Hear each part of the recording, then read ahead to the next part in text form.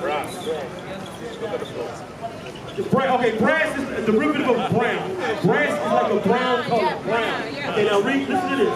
And its feet like unto fine brass, as if they burn in the furnace. So this is brass, sis. This is brass. But it said what? And its feet like unto fine brass, as if they burn in the furnace. So if you take this brass and you put it in the furnace, hot fire, what color will it turn if you burn this?